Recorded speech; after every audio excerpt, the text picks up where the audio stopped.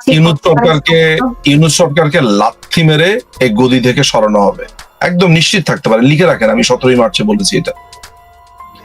এই দখলদার বাহিনীকে লাথি দিয়ে এই তার হাবাদুল্লাহ থেকে শুরু করে টোকাইদেরকে একদম একদম উৎখাত, মানে কি আপনি কল্পনাও করতে পারবেন না তাদেরকে কিভাবে সরানো হবে। আপনি লিখে রাখেন 17 মার্চ 2025 সালে আমি এটা বলেছি। আমি অন্য অনেকের মতো দিনক্ষণটা বলতে পারবো না, দিনক্ষণ হয়তো বা বলতে পারতাম আমি, বা একটা আইডিয়া দিতে পারতাম, কিন্তু আমার কাছে যে হিসাব নিকাশ গুলো আছে, যে আলাপগুলো আছে, আমি একটা এস্টিমেট করতে পারি সেটা খুবই শীঘ্রই। আমি এমনটিও শুনতে পেয়েছি 26 মার্চের মধ্যে শেখ হাসিনা দেশে যাচ্ছেন। নেতাকর্মীদের বিভিন্নভাবে নির্দেশনা দেওয়া হয়েছে যাতে করে 24 ঘন্টার নোটিশে তারা সমবেত হতে পারেন। আমি এমনটাও শুনেছি যে শেখ হাসিনার জন্য ঢাকায় বাড়ি রেডি করা হয়েছে, তিনি কোথায় থাকবেন। এমনটিও শুনেছি তার নিরাপত্তার দায়িত্বটি রাশিয়া তদারকি করছে। এমনটিও শুনেছি যে গতকাল বাংলাদেশের পররাষ্ট্র মন্ত্রণালয় থেকে আওয়ামী লীগের নেতৃবৃন্দকে যোগাযোগ করার জন্য আহ্বান, অনুরোধ বা পরামর্শ দেওয়া হয়েছে। এরকম কোনো কিছুর কোনো তথ্য আপনার কাছে আছে কিনা? এই জিনিসটা ঘটবে, প্রধানমন্ত্রী দেশে আসবেন, দেশের রাজনীতি শুরু করবেন, অবশ্যই করবেন, এবং সেটা নিশ্চয়ই নতুন প্রেক্ষাপটে করবেন। আমি কোনো দিনক্ষণ এগুলো কিছু বলতে চাই না, বাট সত্যতা এতটুকুই বলতে পারি যে তিনি দেশে আসবেন। কখন আসবেন সেটা নিয়ে আমি আলাপ করতে চাই না। এখন এটার সঙ্গে সঙ্গে যে প্রশ্নগুলি আসে, দেখুন এটি তো সত্য, প্রায় তার 5ই আগস্ট তিনি চলে যাওয়ার আগ পর্যন্ত অনেক তরুণের প্রাণহানি হয়েছে। তিনি যেহেতু সরকারে ছিলেন, দায়িত্বে ছিলেন, প্রধানমন্ত্রী ছিলেন, তিনি মানুষের নিরাপত্তা নিশ্চিত করা, জানমালের হেফাজত করা সবই দায়িত্ব তারই ছিল। সেখানে তিনি ষড়যন্ত্র শিকার হোক আর নাই হোক, তিনি প্রধানমন্ত্রী হিসেবে তার দায়িত্ব। সেখানে এতগুলি তরুণের মৃত্যুর উপর দাঁড়িয়ে বাংলাদেশের মানুষ তাকে কিভাবে গ্রহণ করবে? দেখেন, বাংলাদেশে কিভাবে খুন খারাপিগুলো হয়েছে এটা মনে হয় এখন পর্যন্ত সবার জানা হয়ে গেছে। এবং একদিকে মাননীয় প্রধানমন্ত্রী থাকা অবস্থাতে এতগুলো প্রাণহানি হয়েছে, এই কথা বলার একটা ট্যাসিট বা মৌন একটা মিনিং হচ্ছে আপনি কি তাহলে ঠেকাতে পারলেন না? আবার তিনি যখন এটা ঠেকাতে যাচ্ছেন তখন আবার আমরাই বলছি আপনি ঠেকালেন কেন? তো যেই জাতি একবার কলা বুঝিয়ে দিতে বলে আর একবার কলা ছিলে দিলে কেন, আবার কলা খুলে দাও, এই দুই রকমের কথাবার্তা বলে যে জাতি, সেই জাতির একটা পুরো দেশটাই এমন, কোনো কিছুতেই স্যাটিসফাইড না। প্রধানমন্ত্রী তো দমাতেই চেয়েছিলেন, যার প্রাণহানি যাতে না হয় সেজন্য তিনি দমাতে চেয়েছিলেন। দমানোর সময় আপনারা কি বলেছেন? যে ছেলে শিবিরের সাথী তাকে নিয়ে যাচ্ছিল, আপনারা তখন কি বললেন? অর্থাৎ সাধারণ মানুষ কি বললো?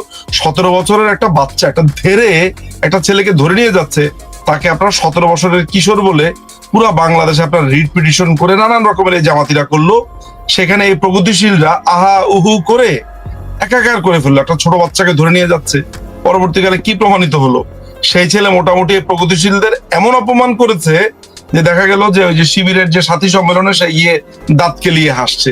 অর্থাৎ সে যে সাধারণ মানুষের ইমোশন নিয়ে খেলা করেছে, এটা তো মাননীয় প্রধানমন্ত্রী আগেই ধরতে পেরেছে, যেটা রাজাকারের বাচ্চাগুলো, এই সবাইকে তিনি রাজাকার বলেননি, সেটাও অবশ্য কথা, কিন্তু তিনি তো বলেছেন যে রাজাকারের থেকে একজন মুক্তিযোদ্ধার সন্তান চাকরির অগ্রাধিকার পাওয়া উচিত, এটা মতামত দিয়েছে, এটা সবারই মতামত। ফলে যেই কথাটা হয়েছে সেটা হচ্ছে যে উনি যখন এগুলা দমাতে গিয়েছেন তখন আপনারাই বা বাংলাদেশের অনেক মানুষ বলেছে যে ছোট বাচ্চাকে ধরে কেন, ও কি শিবির করতে পারে কিনা। এমনকি ওই ছেলেও অভিনয় করে বলেছে যে আমাকে শিবির, আমি নাকি নামাজ পড়লে আমার নাকি বলে শিবির, অথচ শেষ পর্যন্ত প্রমাণিত হয়েছে যে শিবির। তো এইভাবে নানান ধরনের প্রতারণা যখন করা হয় এবং এই প্রতারণা সরকার ঠেকাতে পারে, কিন্তু সাধারণ মানুষ যখন এই প্রতারণার ফাঁদে পড়ে সরকার কি আবার দোষী সাব্যস্ত করে, তখন সরকারের তো কিছু করার থাকে না। সেটা বাংলাদেশের ক্ষেত্রে হয়েছে। সরকার তো প্রথম থেকেই এই আন্দোলনটাকে একটা শান্তিপূর্ণভাবে দেখেছে, এটা আপনি জানেন যে প্রথম 14 দিন কোনো কথাও বলেনি। বাংলাদেশ আওয়ামী লীগ, ছাত্রলীগ তো ওদের সাথে শেষ পর্যন্তও ছিল, তারা বলেছে যে একটা যৌক্তিক সংস্কারের পক্ষে তারা, এমনকি এখনো বলছে। এই যে আমি কলকাতা থেকে ঘুরে এলাম, সাদ্দামের সাথে কথা হলো, ইরানের সাথে কথা হলো, তারা তো বলেছে যে এটা একটা শান্তিপূর্ণ, এটার একটা মানে কোটার সংস্কারের দাবিতে ছাত্রলীগই ছিল রাস্তার মধ্যে। এটা এই কথাটা সামনে আসছে না। ওরা আমাকে যে ইন্টারভিউ দিয়েছে সেই ইন্টারভিউ আমি ছাড়লে আপনারা দেখবেন যে ছাত্রলীগ তো বরাবরই যৌক্তিক একটা সংস্কারের পক্ষ ছিল। তাহলে সমস্যা কোথায়? আইন আদালতে জিনিসটা গেছে, এখন ওরা চাইছে আইন আদালতে সরকার হস্তক্ষেপ করবে, আবার একই দিকে বলছে যে আইনের শাসন চাই। মানে নিজের ক্ষেত্রে যখন রায়টা যায় নাই তখন মানে ম্যানুপুলেট করতে বলছে যে আপনারা এটা বলেন, আপনারা কি পারেন না, আপনারা বললেই তো হয়ে যায়। আবার যখন বলে তখন বলে আপনি আইনের শাসন ভেঙেছেন। সো এই জাতিকে নিয়ে আপনি যাবেন কোথায়? এই হচ্ছে ঘটনা। এই জাতিকে নিয়ে আপনি কোথাও যেতে পারবেন না। এটা একটা ফেইল্ড স্টেটস। আমি এক কথায় বলে দিচ্ছি যে এটা একটা ব্যর্থ রাষ্ট্র এবং এখানে গৃহযুদ্ধ শুরু হয়ে গেছে। এখন আপনি দেখেন, আপনি তো জানেন যে জাতিসংঘের মহাসচিব তিনি বাংলাদেশ সফর করছেন, এবং এরই মধ্যে আমরা বিভিন্ন জায়গায় রিপোর্ট দেখছি যে যেখানে বলা হচ্ছে যে আরাকানিদের জন্য বাংলাদেশকে একটা করিডোর দেওয়ার জন্য জাতিসংঘের মহাসচিব বলেছেন। আমি জানি না এটা কতখানি সত্য, আমি তার মুখ থেকে এরকম আমি শুনিনি, কিন্তু বিভিন্ন সাংবাদিকের রিপোর্টে এরকমটি কথা এসেছে। আপনার কোনো ধারণা আছে এই বিষয়ে? জাতিসংঘের মহাসচিবের এই সফরটা হচ্ছে একটা ফেক সফর। আপনি যেটা দেখছেন এটা হচ্ছে পিআর এর একটা অংশ হিসেবে সে এসছে। ইউনূস তাকে আনার জন্য প্রচুর অর্থ ব্যয় করেছে। তার দেখানোর উদ্দেশ্য ছিল যে বাংলাদেশে সংখ্যালঘুদের উপর আক্রমণ হচ্ছে না। তার দেখানোর উদ্দেশ্য ছিল যে এই রোহিঙ্গাদের খুবই টেক কেয়ার করা হচ্ছে, রোহিঙ্গাদেরকে রাখা হচ্ছে নানান ধরনের, এবং এই সরকারকে যথারীতিভাবে একটা বৈধতা দেওয়ার একটা প্রশ্ন যে জাতিসংঘের সভাপতি এখান থেকে ঘুরে গেছে, সরকার নিয়ে কিছু বলছে না, ফলে he is okay with that. So এইটা একটা পিআর এর অংশ হিসেবে এই জাতিসংঘের এই মরা লোকটা এসেছে, যার ঢাল নাই, তলোয়ার নাই, নিধিরাম সর্দার, যার কিছু করার ক্ষমতাও নাই। সো এন্ড অফ দ্য ডেতে আপনি জানেন যে সে আসার পর রোহিঙ্গাদের যে বরাদ্দ সেটা কমেছে, কারণ আমেরিকা তার মাথার উপর থেকে হাত সরিয়ে ফেলেছে। ভলকার তুর্ক আপনি জানেন যে কয়দিন আগে কি বলেছে, যে সেনাবাহিনীকে একটি সার্বভৌম রাষ্ট্রের উপরে হস্তক্ষেপ করেছে। সুতরাং এটাও বাংলাদেশের মানুষ ভালোভাবে নেয়নি। স্বাভাবিকভাবেই তারা বাংলাদেশের রাজনীতিতে হস্তক্ষেপ করেছে জাতিসংঘের মতো একটা জায়গাতে, এবং তারা যে ইউনূসের পিআর এর একটা অংশ, সেখানে এই অ্যান্তনিওর এই সফর, ভলকার তুর্কের বক্তব্য, ইউনূসের বক্তব্য সবকিছু মিলে অনুমেয়। ফলে আমার কাছে মনে হয় যে এই জাতিসংঘের মহাসচিবের এই কথিত ভ্রমণ যেটা, সেটা পিআর এর অংশ, অন্য কোনো দোদনা তৈরি করে না, এটা অন্য কোনো বাজও তৈরি করে না। আমার মনে হয় এত সহজ না আপনি যেটি দেখছেন, কারণ আমরা শুনছি যে এখানে একটি ওই যে একটা খ্রিস্টান রাষ্ট্র হবে, কিংবা ধরেন যে কথাটি খুব যদি খুব সুনির্দিষ্ট করে বলি, যেটা এখন শুনতে পাচ্ছি খুব জোরে সোরে, আগে হালকা আভাস পেতাম, এখন খুব পরিপূর্ণভাবে শুনতে পাচ্ছি সেটি হচ্ছে যে বাংলাদেশের 3 পার্বত্য জেলা এবং ওইদিকে ভারতের 4টি রাজ্য মিলে একটা ইহুদি খ্রিস্টান রাষ্ট্র করার পরিকল্পনা প্রায় চূড়ান্ত। মানে বাংলাদেশ 3 জেলা হারাবে, ওদিকে ভারত 4 রাজ্য হারাবে। এটার সঙ্গে এই সফরের একটা সম্পর্ক আছে বলে আমি শুনতে পাচ্ছি। আমার কাছে এই ধরনের কোনো তথ্য নেই, এবং আমি আপনাকে একটা কথা পরিষ্কার বলে রাখি, বাংলাদেশে ওই খ্রিস্টান রাষ্ট্র বা ইহুদি রাষ্ট্র এটা হতে পারবে না, এবং বাংলাদেশের যে সেন্ট মার্টিন সেটাও কোনোভাবে কেউ দখল করতে পারবে না বলে মনে হয় না। সাধারণ জনতা খুবই অ্যালার্ট আছে। আর আপনি যেটা কথা বলছেন, এখন এটা অসম্ভব, রীতিমতো অসম্ভব। ভারতের মাটি ভারতকে ভেঙে ওইখানে আলাদা রাষ্ট্র করবে, এটা মানে আমার কাছে মনে হয় এটা একটা অলীক ঘটনা, এখনো পর্যন্ত আমার কাছে অসম্ভব ঘটনা। আমার এই ক্ষেত্রে আমার এই মতামতটা। আচ্ছা, এখন আমাকে একটু যদি বলতেন যে ধরেন প্রধান উপদেষ্টা যাচ্ছেন চায়না, হিসাবটা কি? আমরা জানি যে অগস্টে না, জুলাইয়ে শেখ হাসিনা যখন চায়না সফর গেলেন, তিনি চায়না সফর অসমাপ্ত রেখে তড়িঘড়ি করে ঢাকায় ফিরেছিলেন। কেন ফিরেছিলেন আমরা নানান রকম খবরাখবর শুনতে পাচ্ছি, সুনির্দিষ্ট তথ্য আমাদের কাছে নেই। এখন আবার যখন নানান রকমের গুঞ্জন শুনতে পাচ্ছি, তুলসী গাবার্ডের ভারত সফর এবং দক্ষিণাঞ্চলকে শান্ত রাখা নিয়ে কিংবা জঙ্গিবাদের উত্থান নিয়ে যখন ভারত উদ্বিগ্ন, তখন চায়না এখানে একটা বড় রোল প্লে করছে। এবং প্রধান উপদেষ্টা যাচ্ছেন চায়নায়, এগুলির মধ্যে একটা সম্পর্ক এবং এই অঞ্চলে কে প্রভাব রাখবে? শুধু চায়না না, একেবারে চায়নার বিমান পাঠিয়ে তাকে নিয়ে যাওয়া হচ্ছে। চায়না তো অর্থ করি বোঝে, ব্যবসা বাণিজ্য বোঝে। আপনি হয়তোবা জেনে থাকবেন যে এই 5ই অগাস্টে একটা বড় ধরনের স্টেক হোল্ডার চায়না ছিল।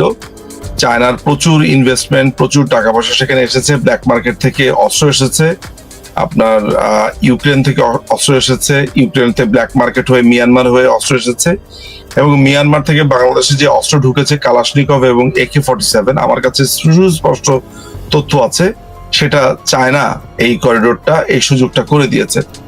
ফলে চায়নার সাথে আওয়ামী লীগের কি হয়েছে শেষ মুহূর্তে সেটা যেমন একটা বড় আলোচনার দাবি রাখে, কি হয়েছে না হয়েছে, কিভাবে পররাষ্ট্র নীতিগুলো দেখার চেষ্টা করেছে চায়না। একই সাথে ইউনুসের সাথে একত্রিত হয়ে এখানে তিস্তা ব্যারেজের ক্ষেত্রেও তারা আলোচনা করবে বলে আমি শুনেছি।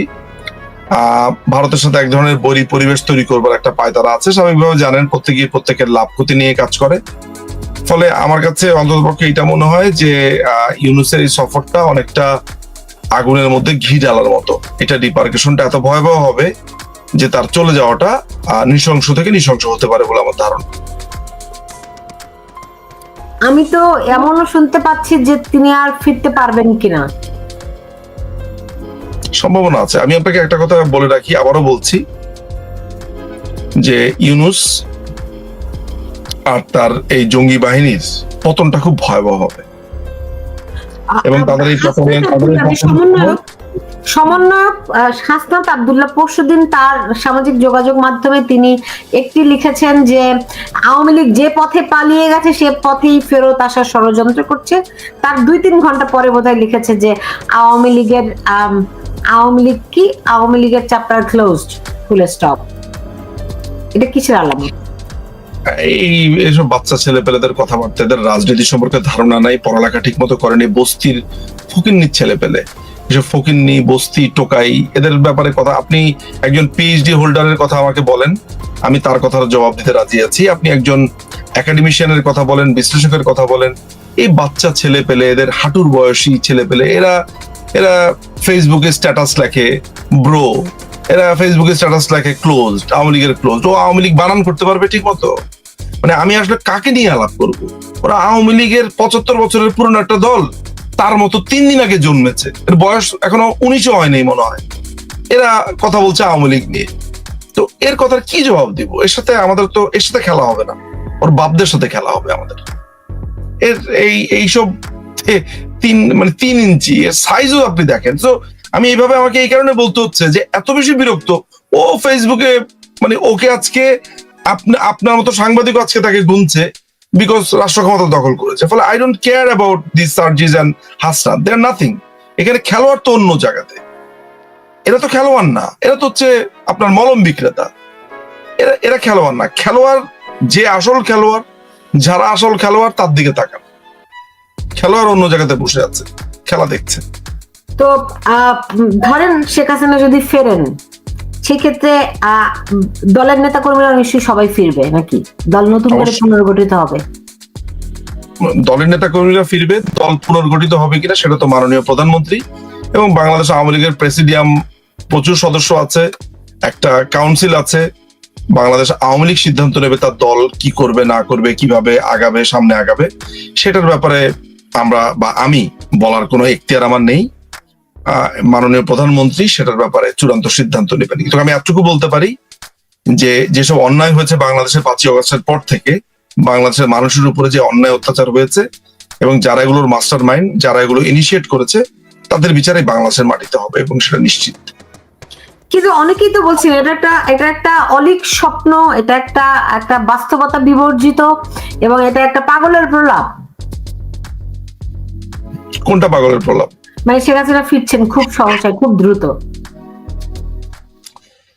যারা এটা কমেন্ট করে নিশ্চয়ই তারা তাদের মতো করে চিন্তা ভাবনা করেন, তাদের রাজনীতি সম্পর্কে কতটুকু ধারণা আছে এটা আমি জানি না। তবে মাননীয় প্রধানমন্ত্রী ফিরবেন এবং বাংলাদেশ আওয়ামী লীগ আবার রাষ্ট্র ক্ষমতায় যাবে এবং একটা দীর্ঘদিন বাংলাদেশকে সার্ভ করবে। Bangladesh Awami League is the answer. বাংলাদেশের লক্ষ কোটি মানুষ মাননীয় প্রধানমন্ত্রী শেখ হাসিনা দেশ রত্নকে ভালোবাসে, তার জন্য জীবন দিতে প্রস্তুত। আপনার এই 10,000, 20,000, 30,000 এই মব সন্ত্রাসী জামাত শিবির হিজবুত তাহরির কি বললো, এটা নিয়ে বাংলাদেশ আওয়ামী লীগ চিন্তা করে না। সাধারণ মানুষ এখন রাস্তার মধ্যে বলছে আগেই ভালো ছিলাম, তাকে ফেরত আনুন, তিনি এই শয়তানগুলোকে বোতলবন্দি করে রেখেছে। এটা সাধারণ মানুষ বলছে, এটা তো আমার কথা না। আমি কি একবার বলেছি আগে ভালো ছিলাম? কারণ আমি তো আমি আগে ভালো ছিলাম, সবসময় ভালো ছিলাম, মাননীয় প্রধানমন্ত্রী বা বাংলাদেশ আওয়ামী লীগ যখন ছিল তখন। তো নতুন করে আমাদের জন্য কিছু বলা নেই। কিন্তু সাধারণ মানুষ কি বলছে? আগেই ভালো ছিলাম। কেন বলছে? কারণ তাকে মিস করছে, বুঝতে পারছে যে তারা ভুল করেছে। শত শত মানুষ, আপনি নিজেও দেখেছেন, স্ট্যাটাস দিচ্ছে, তাদের ভুল স্বীকার করে স্ট্যাটাস দিচ্ছে। কেন দিচ্ছে? তারা ভুল পথে পরিচালিত হয়েছে। সুতরাং মানে এটা এইটা বঙ্গবন্ধুর স্বাধীন করা দেশ, বঙ্গবন্ধুর মাধ্যমে এই দেশটা পেয়েছি। জাতির পিতার সন্তান